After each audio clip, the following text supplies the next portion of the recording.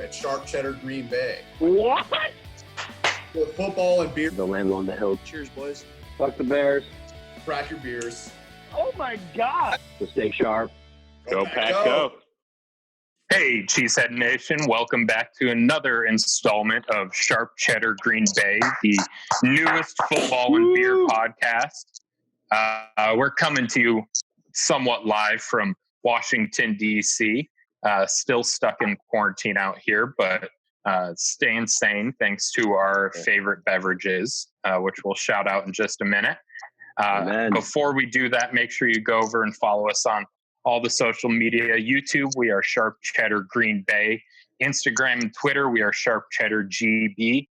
Go follow for all the latest news on the podcast, news on the Packers, and let's get to it. So to kick it off, as we always do, what beer is everybody drinking? I will go first, and I got my friends over at New Glarus Spotted Cow, the one and only. Crack them. So Yeah, let's crack those. Boys, go Pack, go. All right, so Omar, what are you drinking up there? So a beer angel happened to come and visit me and happened to find some New Glarus Moon Man. Was it Curly Lambo? The forgotten step brother of Spotted Cow. And what is the name of this angel? This angel might be named Hank. So nice. Cheers, guys. Cheers to New Glarus. Joe, what do you have down there in Arizona? Yeah. Welcome to Ep3, guys. Cheers. Hey there. I'm drinking my usual Miller latte, but tall boy today. You might notice if you're watching on the video that I've significantly upgraded my home studio, relocated to Packer Nation in Arizona.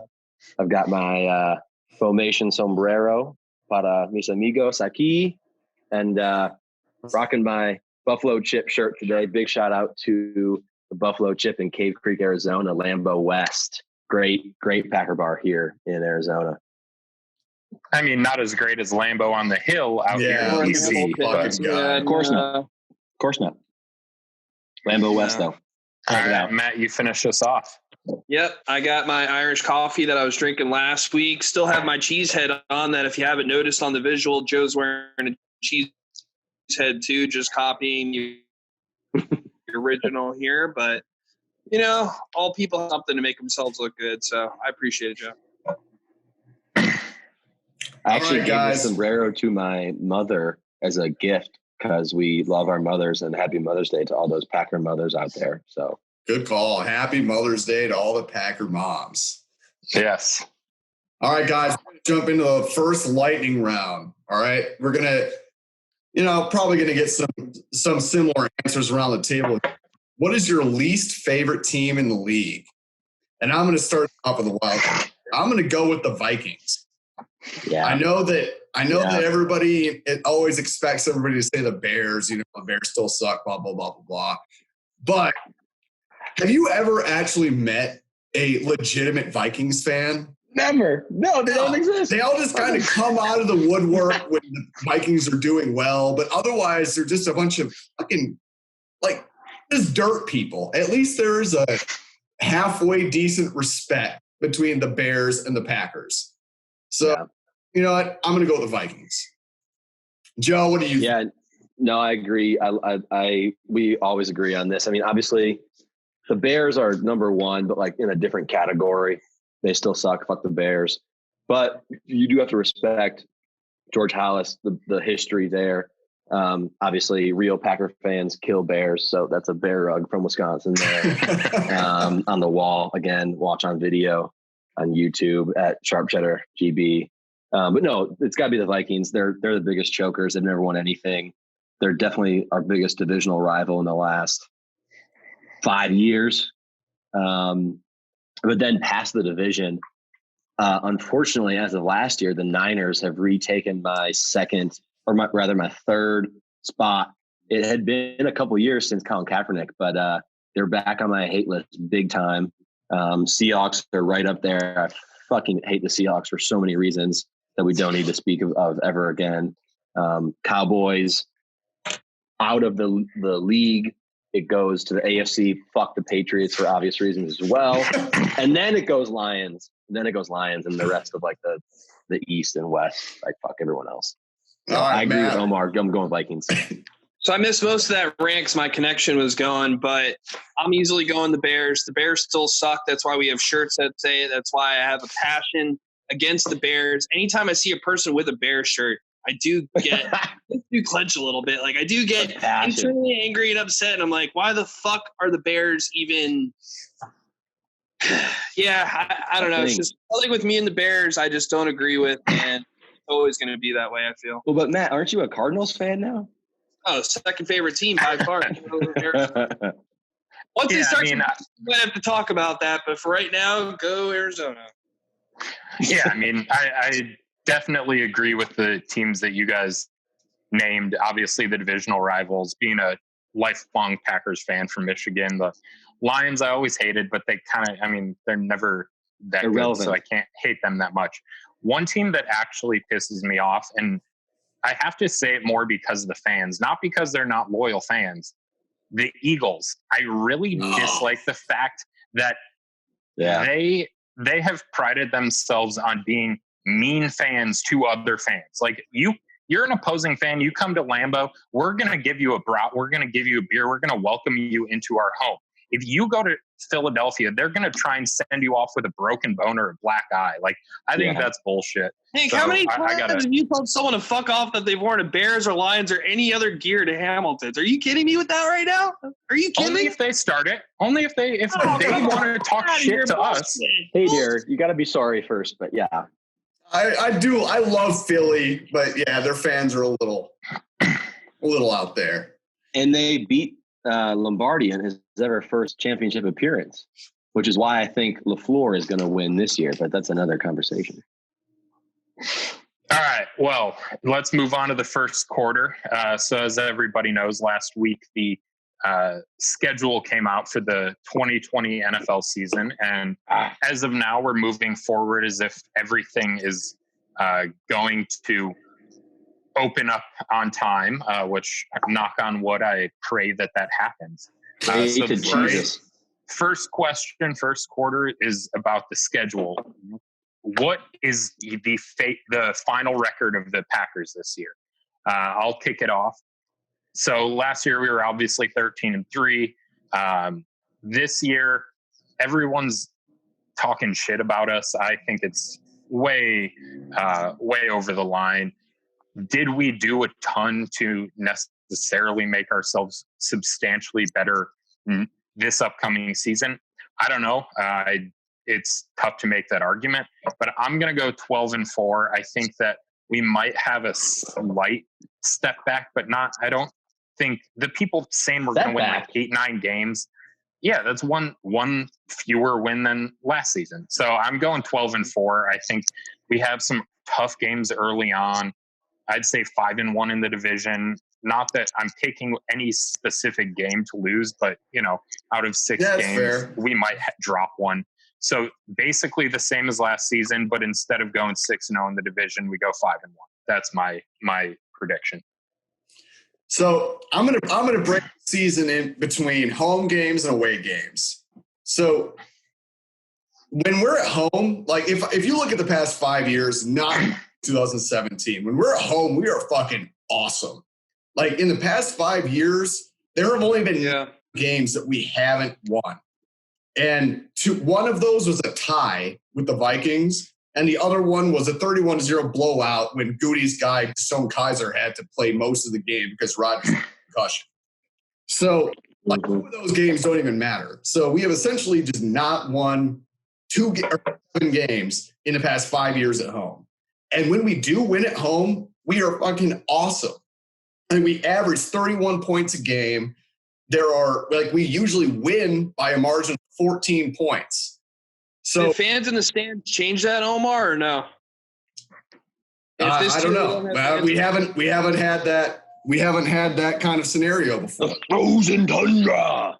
But if you look at the outside of the division, the teams that we're playing at home, we're playing Atlanta, Jacksonville, Philly, Carolina, and Tennessee. Those teams score an average of 24 points a game on the road, or at least they did last year, and they turn the ball over an average 1.5 times a game. So based on those numbers, we're not losing at home next year. I'm calling it right here. I love it. Lose one game at home. Agreed. Nice. So on the road, that's a completely different story. We have a tough road schedule. Not counting 2017, so going back 14, 15, 16, 18, and last year, we are 500 on the road. So Yikes. we're 20 and 20. Not. And unfortunately, when we lose by an average of like 13 points. So we're not great there. We score an average of 22 points on the road, and the teams we're playing outside of the division are New Orleans, Tampa Bay, Houston, San Francisco, and Indianapolis. And those teams score an average of points at home. And they also turn the ball over an average of 1.6 times a game.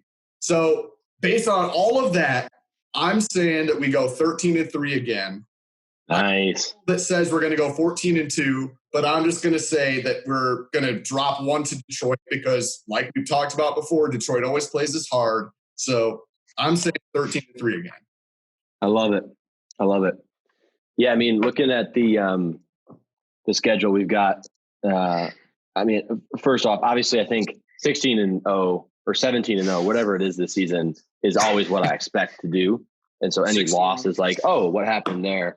So every week is like a W. I don't pick any week that we're ever going to lose ever. That's my expectation. But if you look, there's an early week 1 notable game, first ever opener in Minneapolis. Obviously, I think we're going to win that game, but I wouldn't be surprised if we go to Minneapolis, lose week 1, people start losing their shit. People are like, Jordan Love, get him in, fire Goody and LaFleur, and then we just go straight undefeated from there. I would be totally fine with that. But if you look at what we want to do, you got to start strong in the division against the Vikings, against the Lions. The week 5 bye definitely does suck as early. Then we hit the road. That does suck a lot. We have a hard road stretch. And then we finish strong, 4 of 6 at home to finish. Pretty interesting, too. We're front-loaded against the Vikings, and then the back half we play the Bears. But, guys, I looked at the weekly schedule. I tried to predict it. I have no idea. I do think we're going to struggle in the beginning and finish strong, which is going to fuel the whole dialogue of this offseason of like, is Rodgers still as good? And then we're going to just crush it at the end of the season. The only reason I'm going less than 13 wins is because I just don't think we can go 6-0 in the division again. I think that was like awesome last year. Yeah, exactly. We're gonna drop one to Detroit. Yeah, not that we're not as good, but we're gonna drop 1 or 2 to the Vikings or the Lions. And I'm going to say 11 wins. 11.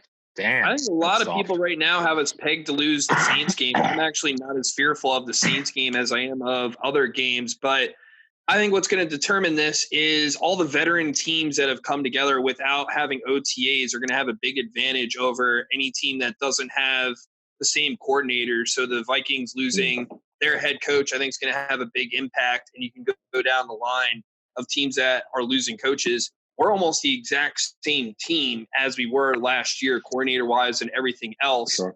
So I know Joe's a big fan of not having new faces out there. Yeah, no new faces. Yeah, no new faces. So we actually don't have new faces almost entirely outside of the draft, but I think that's going to play a big part. Hey, Matt, we have a new wide receiver coach, though. Yeah, a small position coach. I mean, you're not going to have the same staff, but yeah. I truly think bold prediction right here. If we actually did not show up, literally not show up, which I know isn't realistic, to that 49ers game, I predict us to go 14-2. I think if we had a double bye, which is, again, not realistic, I understand that, we would go 14-2. So with that being said, I'll go 10-6, which seems like the not optimist of this group. That's a huge drop off from 14-2. Right? Yeah.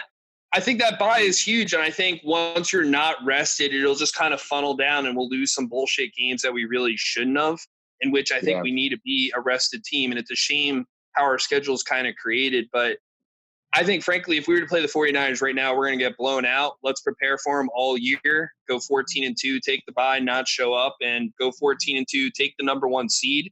The Niners won't get a number 1 seed at 15-1. They're not going to go 15-1 with their schedule. Well, so, I mean, also like what LaFleur has said to the fans, like, we're not preparing for one team. Obviously, they beat us handily in the championship game, but we're not preparing for one team, right? Like, we're preparing to win all season long. We're preparing for a division. So, Yeah, there are some good games on this, and we'll talk about some of those in a little bit. But yeah, I mean, there are some really good games, but not a lot of really tough games. You know what I mean? The stats prove it. There are some games that are going to be nail biters, but there isn't one team on the schedule. Of course, I will admit I'm not accounting for Tom Brady going to Tampa Bay. But fuck Tom Brady. I have said it before. I don't think he's going to be that big a difference maker. The guy's like 87. I mean, yeah, but it sucks. You go off the bye, right? Straight to Tampa to play Tom Brady. Beautiful. Then to the Texans. Fuck him. Yeah, I mean, fuck him. But then you go straight to the Texans, who were a playoff team last year, back home against your arch rival in the Vikings, and then to San Fran, which we always play like shit in California. That whole stretch is going to be is tough. Going to suck. Yeah. But I think if we can weather the storm early, we'll be fine to end it. So in the first 8 games, that's a hell of a gauntlet in those first 8 games. If we can go 5-3 in the first 8, that's going to be awesome. And then 7-1 in the last 8, easy. 12-4, calling it. 16-0. 17-0. 16-0 or 17. How many games we end up playing? I don't know. Right? How many games are we fucking playing? I've been drinking too much Enough tequila. to get into the second quarter, guys. So let's jump into that second quarter. As we all know, most of the football news outside of the schedule was that the Dallas Cowboys signed Andy Dalton to be their backup. Our backup's Jordan Love. Realistically, who do we think will have more playing time? Or let's just talk about backup and Jordan Love overall. So I'll get this started. I think Jordan Love's going to get a little bit more playing time than I think we're used to. I think with that schedule that we just kind of talked about with that Thursday night game, I'm not going to call the I word right now that rhymes with I add jury to it, but I'm saying that I think he'll get more playing time than what we've been accustomed to. And I literally think Andy Dalton will get 0 playing time. But I'm talking fourth quarter blowouts, Hank. I'm talking about some blowouts here. Like, I'm just saying, Andy Dalton overall is going to get 0 playing time. We can get some fourth quarter blowouts. I think we're going to get more than what we did. So he's going to get more playing time than Dak going into a contract year, which as of this podcast, he still hasn't been signed. So he's going to get more playing time. And I think LaFleur wants to franchise tagged. Fuck that. That is exactly why Andy Dalton will get more playing time than Jordan Love. Jordan is only coming in blowouts. And God, I hope we blow every single team out on our schedule. But I'm sure there are going to be some close games. We just talked about that. So I think that Jordan's going to get a little bit of garbage time playing. But I think that the whole reason Andy Dalton was brought in is because, yes, Dak is definitely their QB1, but they don't want to pay him $40 million. And that's what he wants.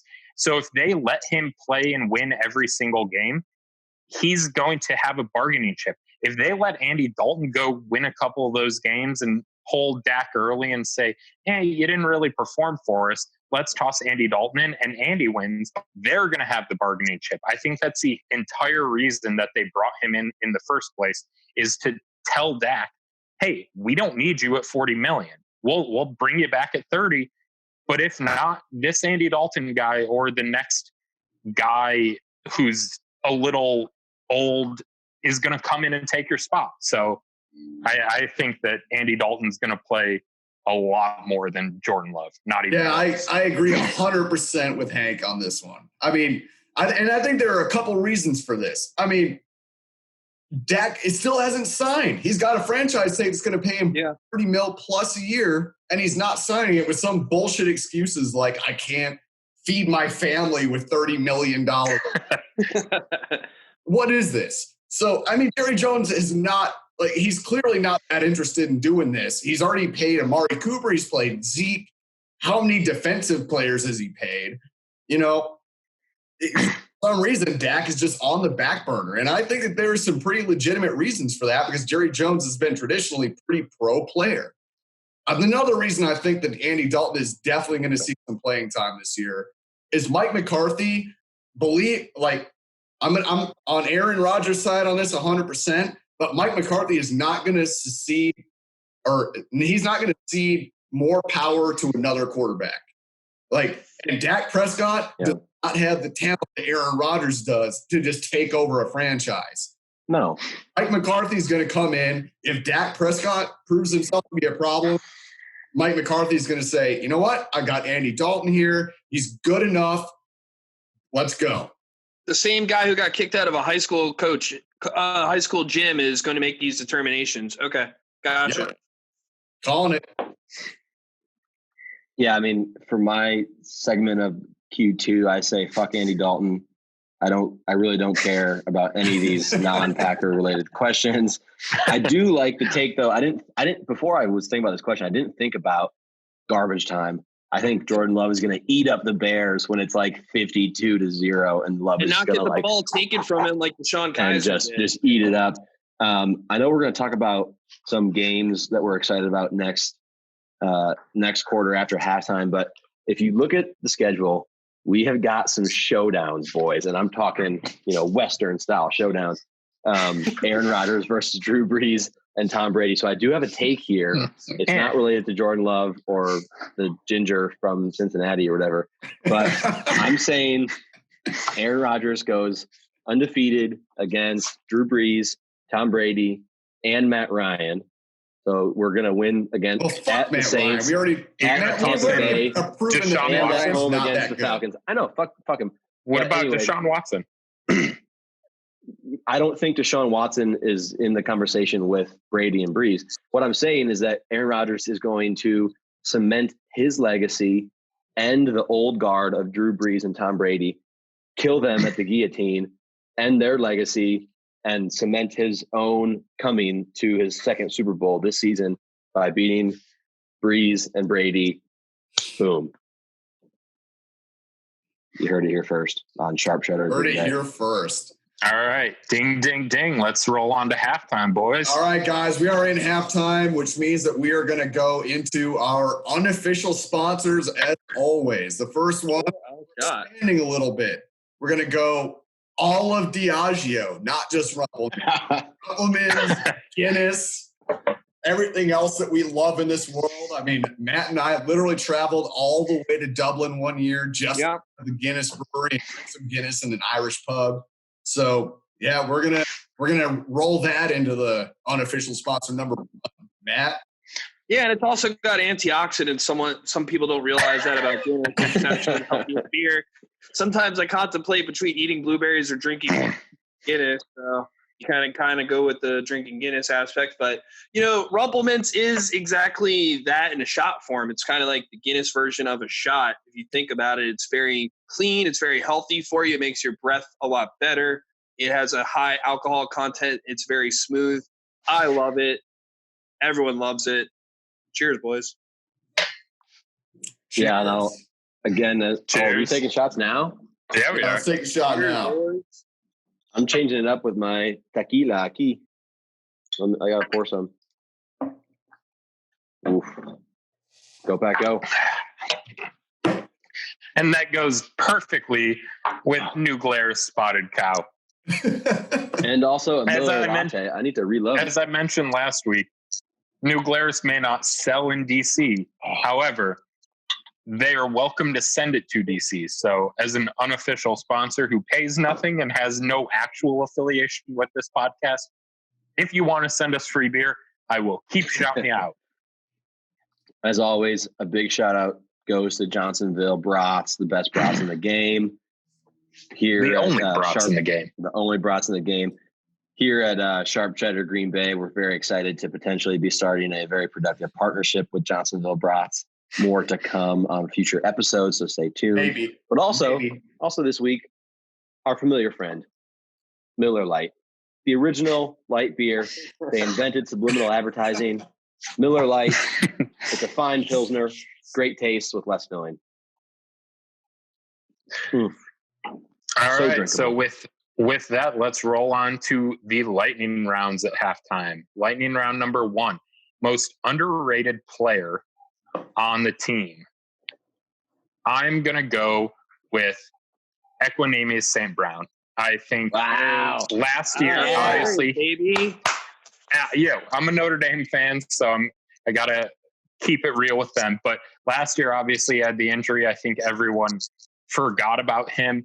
And 2 years ago, he showed a ton of promise. Watching him at Notre Dame, I know that he has the ability to be an absolute stud. And I think next year, as long as he stays healthy, he could very easily be clear wide receiver number 2 behind Devontae. Hank, can you give us his appropriate? Can you go with his appropriate pronunciation of his name just for our listeners? Equanimeous. Yeah. Equanimeous. The age of Aquarius. Yes, his dad wanted to give him a name fit for a king because he knew he was destined for greatness. Yeah. Fun fact. I love it. All right, Omar. I like that one, but I'm going to go with Mercedes Lewis. Yeah. And we all know that when his first year in Green Bay, Mike McCarthy did not use him or Jimmy Graham, right? I mean, we all know that Jimmy Graham was not the money that we paid him, whatever. But nope. I mean, Mercedes Lewis, he essentially acted like a sixth line every play. We had an awesome run game last year, and that was in no small part to what Mercedes Lewis did. And on top of that, he acted like a huge safety valve for Aaron Rodgers on broken. Yeah. You know, when we really needed him to step up, he did. He's not he's just one of those big presences, leadership presences in the locker room. I'm going to go with Mercedes Lewis. Yo. Nice. I like both those. I don't have much to say for my most underrated player on the team. I just got a hunch. He comes from the University of Iowa. His name's Josh Jackson. I think people, again, kind of like AQ, St. Brown, whatever his name is, people have slept on him. He didn't really have the impact immediately that we wanted to him like Jair did, but I think he's going to come up this year and be a much better player. I agree with that. I like that one. Actually, I have high hopes. I hope he's like the next Micah Hyde in a way. Different. Yeah, that'd be sweet. Yeah, that would be awesome.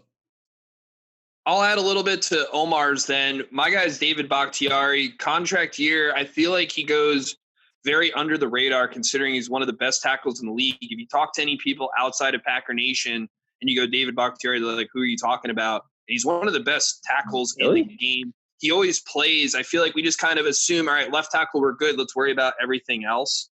But that's kind of an important position, similar to quarterback, where we've never had to think about it. It's just kind of been there. He plays every week. He's never hurt. He, outside of like the first 2 games last year, he's been an absolute stud. That's my guy. Yeah, I like that. I think when we say underrated and overrated, people always assume you mean good or bad. That isn't necessarily the case. Underrated could mean he's talked about as a good lineman and he should be an elite lineman. So that's the distinction when we say overrated. I think Bakhtiari should be talked about in the Joe Thomas realm. Yeah. He's also probably the guy I want to go drink beers with most on the team. Yeah. Back to that, right? Yeah. All right, so let's get into William Hill, Joe, which is a sports book for those of us here, Joe, that don't know what William Hill is. Great. Her Omar here has Patrick Mahomes as the overwhelming favorite to win MVP at plus 350. Who are the dark horses to beat him out here? I don't know if mine's a dark horse, but I'm going to go with a little ASU, a little Arizona action with Kyler Murray. I know he's not ASU, but I knew you were going to pick Kyler Murray. Yeah, got to go with Kyler Murray. They just got DeAndre Hopkins, which I think is a big deal, and I think it flips to the opposite with Deshaun Watson for Houston. That's a big deal, him losing that weapon. Kyler Murray getting that. Larry Fitzgerald's still here. They're in a throw it as much as you can type of offense. Kyler Murray's my guy. And I'm going to say the obvious answer, Aaron fucking Rodgers. He's still, in my opinion, he's the GOAT. And we'll get to more on that later. But Aaron Rodgers is going to have a hell of a year after everybody in the media has been bashing him, saying that he doesn't have it anymore. And then the Packers drafting a QB, he's coming out with a fire that we haven't seen before, in my opinion. I think he's going to light it up and put up one of his 2011 seasons all over again. You know what? I'm going to go off the rails here. I'm going to say Baker Mayfield. Yep. Oh my God! Omar Analytics, God. here it comes. You had Talk about a dark horse. You're right. You've been. I have no analytics to support this. At the same time, back a couple of years ago, would have said Patrick Mahomes was going to win MVP. Last year, if you would have told me that Lamar Jackson was going to win MVP, I never would have seen it. I mean, the Browns have a ton of firepower. They finally got a competent coach. Freddie Kitchens was a dumpster fire last year. I mean, that big guy. Any worse? Baker Mayfield is still kind of in that kind of mold as Mahomes and Jackson. Like, he runs around a lot. He's got. That is not true. This is dumb. No. This is irrelevant. The defense is going to keep him in games. So I think if they make the playoffs, he's going to be a candidate. No, until they prove me wrong, the Browns are going to Brown. Repeat last week. What do you got, Joe? AR-12. The most dangerous weapon on the face of the planet is not an AR-16 or like Joe Biden says AR-15. It's AR-12, baby. Let's go. I don't know who Matt just said or who Omar just said. They're stupid takes. It's dumb. Yeah, baby. Boom. Let's go. Aaron fucking Rodgers. All right, guys, that ends halftime. We're moving into the third quarter. Everybody crack them. Oh, shit. Oh, I'm drinking Tall Boys here. Yeah, get moving. Woo. All right, now that we're in the third quarter, so we talked about the schedule a little bit. Let's talk about some of those games that aren't so obvious. Some of those non-divisional games that we're really excited about. So, which one are you most excited about? I know that a lot of people are going to go with the Tampa Bay game because, it's Tom Brady and Aaron Rodgers. I'm going to go with Houston. So it's going to be It's going to be the first time Aaron Rodgers has played Deshaun Watson. It's going to be that Packers pass rush, the Smith brothers coming after Deshaun Watson, who can run around really well. And we saw it, Russell Wilson is really good at escaping those pass rushes, and they were able to contain him in the divisional round of the playoffs last year. It was great.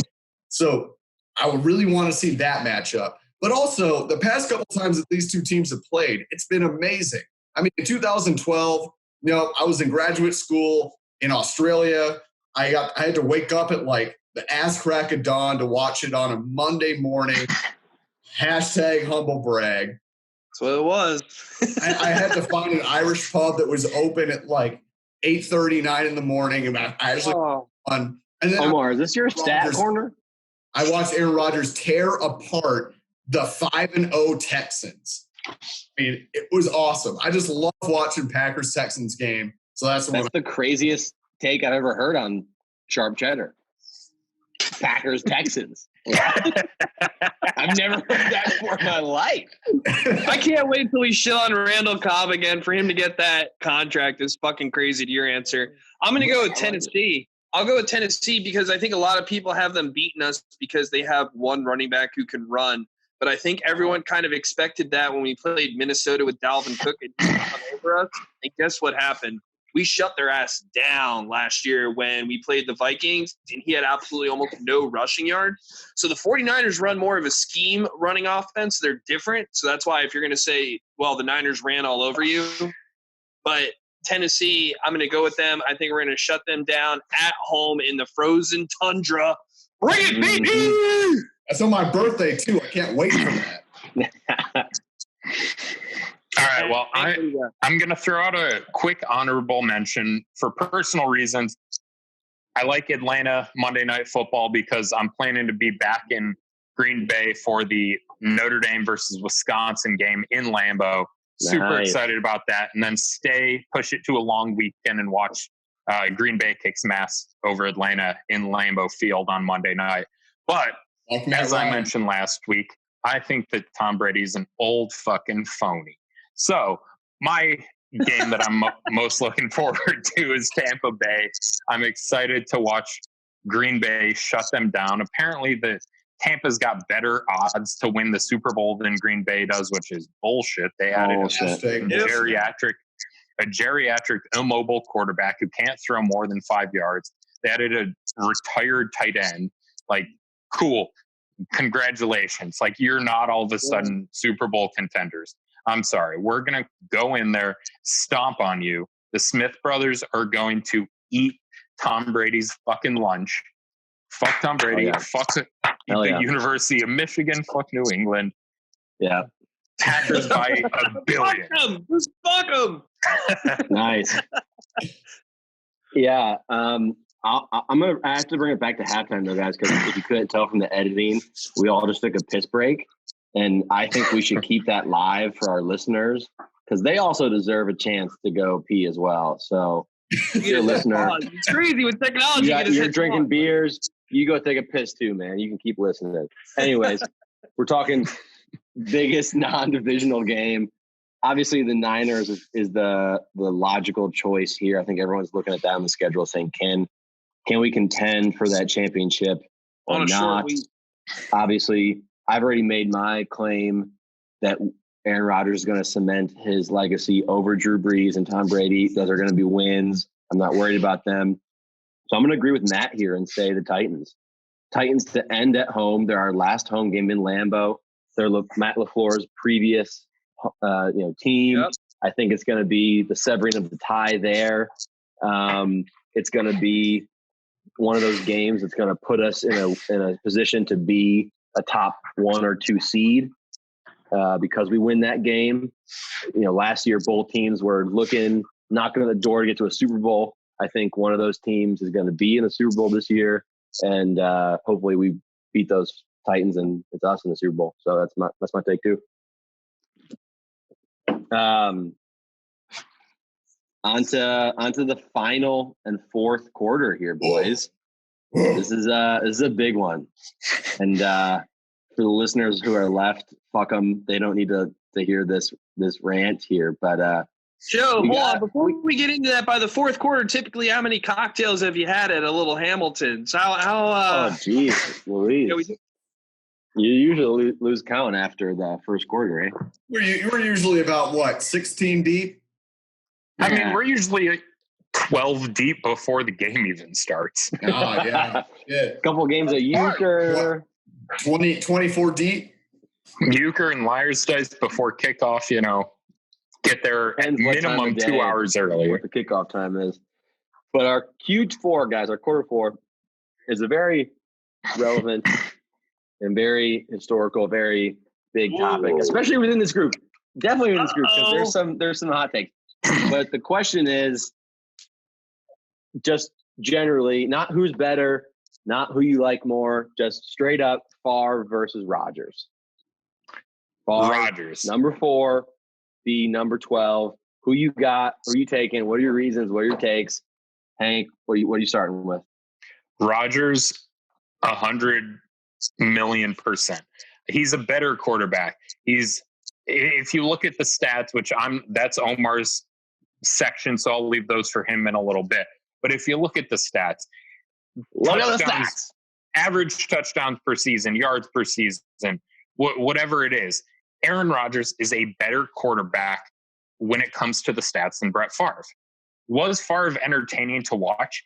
Yes, but I'm qualifying this with a big but because he was fun to watch because every single play you watched and you could have a wide open guy and you still were anxious because you knew he could find a way to throw an interception. Yeah. Or do something that would drive you insane. And a lot of times it worked out really well. That's the magic of Brett Favre. But Rodgers, you get that excitement for the opposite reason. Whereas you see a play going to shit, you see the defense coming at Rodgers, and true. You instead of your heart going, how is he going to fuck up a good opportunity? You're like, how is he going to make something amazing happen out of this fucked up opportunity? Like, you see the D coming at him. So right. He's going to roll out. He's going to launch a 60-yard bomb for a touchdown. Like, anytime Aaron has the ball in his hands, whether he's running, which no one expects him to be able to do, but he's faster than Jordan Love. Like, he had a faster 40 than Jordan Love, and people are talking about how he's mobile. Anytime Aaron Rodgers has the ball in his hands, he can make magic happen. And you don't have that underlying pit in your stomach of he can also fuck this up. Like, you see him and you're like, we have the ball at our own 5-yard line in the NFC playoffs against Arizona, and there's no time, 4th and 20 on our own 5. He still fucking takes you 95 yards in less than a minute to score a tying touchdown. Like, that's the magic that he can make happen. And like, yes, Brett could also kind of make that magic happen, but he also had the opposite effect where he could turn a easily winnable situation into complete shit. His biggest throws were interceptions in NFC championships. Yeah. He's definitely a gambler, so I hope Omar actually gives a little credit to Brett Favre here. I'll go Brett Favre for his time. Wouldn't have survived now, but would have survived back then and thrived back in that environment without the analytics and just looking at make a play, stay in the game. He was healthy as in he always played. He'd always find a way to put himself in the game. I don't know if that's good, bad, or indifferent, but at that time, needed. Yeah. I don't know if – I'm not saying Aaron Rodgers didn't. It might have been better, but, man, the throws and the plays that Aaron Rodgers has made over the past couple of years of watching these games, you just go, holy shit, how did that happen? Like, there's no way that can happen.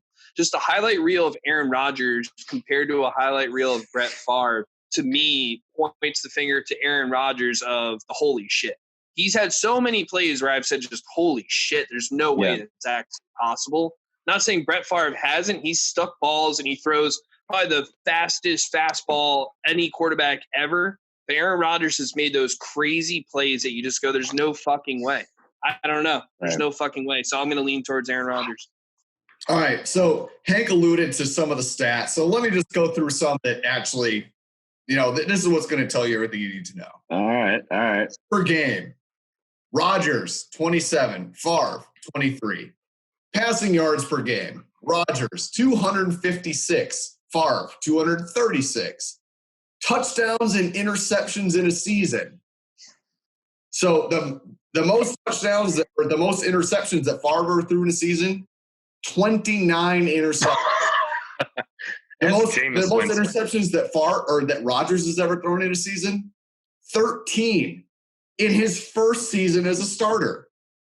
So Favre is 508 touchdowns to 336 interceptions. That is a 1.51 touchdown interception ratio. Rodgers is 364 touchdowns to 84 interceptions. That is 4.33 touchdowns to interceptions. Like, are you fucking kidding me? How is this even a conversation? So if that's not even enough, let's look at what the defenses they have had to look at or play with. So defensive total yards allowed in a game. Favre, 288. Rodgers, 326. So Thompson just wasn't surrounding him with a team. Ted Thompson was just like, all right, this guy can throw the ball around. Let's just give him the team that we've got.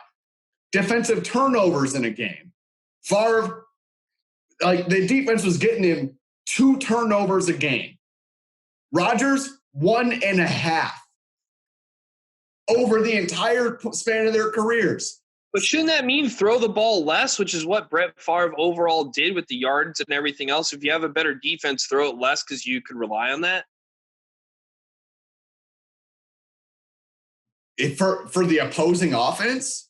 No, for Favre. If you have a good defense, shouldn't you want to throw it less and run it more because you know you have a defense that can protect you? Yeah, but how does that explain Favre's interceptions? No, he was a gunslinger. Yeah, that's fucking crazy. No, I can't explain everything for him. I mean, Rodgers is the number one overall in touchdown to pick ratio. Number one overall of any quarterback ever. Of all time. Yeah. Of all time. But I get that. Favre played for 16 years straight in Green Bay. To Matt's point, yes, I'll give him props. He always found a way to play. Rodgers has essentially played for 10 because we're going to take out 2013 and 2017 because that word that we're not going to mention here. Hunley, yeah. Even for all of that, I mean, Favre essentially, given his numbers, was just a guy that played for a really long time. Oh, that is essentially what Favre was. Oh my God! I'm not going that far. Crazy. That's crazy. I'm not going that harsh. Okay, is it my turn now? Finally. Yep.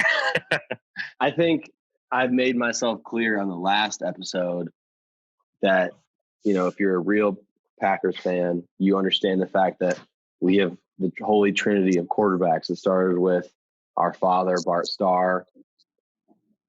Brett Favre is the Jesus, the Messiah that is to be in Lambeau. Hallowed be thy arm in Lambeau. No Curly Lambeau, that's it. Favre. Yeah. And Aaron Rodgers is the second coming of that Messiah. And if you are a good Catholic boy like myself from Wisconsin, you know that the Holy Trinity is equal. They're all equal. So I'll start with that religious background for everyone who's listening. He would also know that the third part of the Holy Trinity is not the second coming. It's the Holy Spirit. But a good little Catholic Wisconsin boy. Okay. If you know me, no one can question my loyalty and devotion to Aaron Rodgers. You know that. He's the jersey I wear on game day. He's the God that I pray to before kickoff. Unequivocally the most talented quarterback ever to play the game. He's the best player of the game. You know that. Hill Rodgers, that's not just a coincidence. We all know that's the Holy Spirit down there in his arm, throwing the ball to Hail Mary. That's 3 times in a row. Come on. That's Aaron Rodgers for you. Now, to totally reverse what I've just been going for, I think that Brett Favre, number 4, retired number in Lambeau Field, he's more accomplished. You guys come up with your stats. I agree. Aaron Rodgers has the best stats in the game, but Brett Favre is still more accomplished. And if you look at his all-time records, when he was at his best, he had the all-time passing yards, the all-time touchdowns. And Rodgers will get there. He's got his own What stats. about the all-time interceptions? Whatever. Interceptions, there's good and bad. That's why we love him. Omar. Okay? Nope. In my opinion, and in the opinion of a lot of folks, Brett Favre is the greatest quarterback of all time, going back to 1919. Okay, I think he's right up there. I don't care about his dick pics, his Viking addiction. I don't give a shit money, about that. Whatever. I don't give a shit about that. We're talking about football. And I also don't think the question is necessarily fair. Aaron Rodgers is still going. We're gonna need to reevaluate, especially after Aaron Rodgers wins his second Super Bowl this year, in 2020, 2021. Yeah. But I just got to say, for me, being a child in the 90s, I think Favre inspired a generation. Rodgers plays in the stadium that Brett Favre built. And it'll come full circle, and it'll be the same for Jordan Love or the next guy, the house that Rodgers built. But I think that Brett Favre is the greatest gunslinger in the game, the best competitor of all time. I will say, so obviously I think that Aaron Rodgers is by far a better quarterback than Brett Favre. But if we're looking at who had the bigger impact on the Green Bay Packers organization, I kind of think I have to go with Brett Favre to some degree, because before Brett, the Packers were in such a slump as an organization. Players didn't want to come here. Fans, obviously the core fans still loved the Packers, but it wasn't the same. And then Brett Favre came in and helped to turn the organization around. And obviously coaching other players, they all build into that. But having that guy who, maybe he gave you the heart attack because he might toss up a pick. He also brought that electricity back to the organization and brought the 100% passion back to the city of Green Bay that I think Aaron, obviously, he didn't have to do that. He didn't have the chance to do that. I'm not saying that he wouldn't have done that if given the chance. He basically had to continue to build on what Brett had propped up. And he did that as well or better than anyone else could have hoped. But Joe, once Aaron Rodgers throws a pick, I'm going to say, hey, when you start yelling and screaming at Hamilton's, I'm going to say, well, Favre threw 5 times more than that. Just remember that. Every time you should be calm when Rodgers throws a pick, right? Because he doesn't throw it. Well, that's only going to happen like 4 times next year. So yeah, and that rarely happens. So you shouldn't get riled up at all. Yeah. And that's my whole point here. Like, if we're talking about legacy on the Packers, yeah, I agree with you, Hank. But for the most part, if we're talking about pure quarterback play, it's not even a competition. Like, right. Look at Favre's numbers, he would be a mediocre quarterback today. I don't know about mediocre. That it is. Look at his good seasons. I don't agree with that at all with his stats. No way. I think he's a Deshaun, or not a Deshaun Watson. He's a Jameis Winston. No, I think he's more like a Matt Ryan, where like he has an MVP year followed by an fucking average. Nuts. I think you compared Brett Favre to Jameis Winston. That's fucking nuts. Yeah, that's nuts. You couldn't straight face say that at Hamilton. Week 1, you're going to say that. I'm going to remember this. You're going to say that Matt, week 1 at Hamilton. He's only saying that because of the interception numbers. Yeah. That's the only reason he's saying that. But see, the issue is Jameis doesn't have the MVP season mixed in with the high interceptions, whereas Brett did. That's why I think he's more like someone like Matt Ryan, where he has a amazing MVP type year followed by an average or above average, below average, whatever year. He has that kind of roller coaster based on who's around him and how everything else in the team is going. Winston played for 4 years, and you just compared our god of Green Bay to a guy who played for 4 years. That's fucking nuts. That's nuts. Favre's in my god. I mean, the longevity is something that you just have to tip your cap to. It's unbeatable. That's a record that will never be broken. Boys, Yes. I'm going to take us home. I think we're going to everyone finish their beers. I think to end that conversation, though, I think we all know that Aaron Rodgers is going to age like a fine Door County cherry wine or a nice aged sharp cheddar. That's what it is. It's time. And I don't think you can equate, a retired number to a future retired number. Time will tell us. Anywho's, stick with us through the offseason, guys. We're going to continue our coverage here from Washington, D.C. all the way to Arizona. Another big thanks to our friends and family for listening. As always, go follow us on Instagram, Twitter at Sharp Cheddar Green Bay. Send us your questions, send us your comments. And remember, folks, we all know the strength of the team is related to the cheddar. So stay sharp. We go, Pack, go. Go, Pack, Go.